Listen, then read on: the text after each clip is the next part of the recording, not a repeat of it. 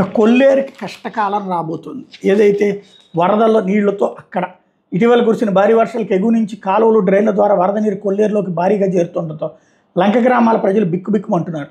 ఏలూరు జిల్లా మండవల్లి, కైకలూరు మండలాల్లో కొల్లేరు సరస్సు నీటి మట్టం గంట గంటకు పెరుగుతోంది.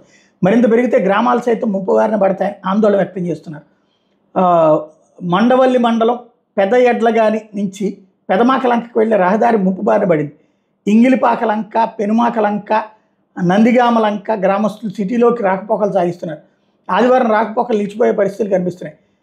పెద ఎడ్లగాడి, చిన్న ఎడ్లగాడి వంతెనల వద్ద దట్టంగా గుర్రపు డెక్క తూడు, కిక్కిన కర్ర అలుముకోవడంతో ఈ గ్రామాలకు మరింత ముప్పు పొంచి ఉంది. మొన్నటిదాకా ఇవంతా తొలగిచ్చేశారు, 100 కోట్ల రూపాయలతో జగన్ చేయలేకపోయిందని రాశారు. ఇప్పుడేమో నిన్న అమరావతి కాలువ దగ్గర గుర్రపు డెక్క ఇప్పుడు తీస్తున్నారు, అలాగే అక్కడ ఇప్పుడు తీస్తున్నారు. కానీ అప్పుడు చేసేశారు, జగన్ టైంలో చేయకపోతే 200 కోట్లు 250 కోట్లు రాష్ట్రం అంతా అని చెప్పి ఇదే జ్యోతి రాసుకొచ్చింది.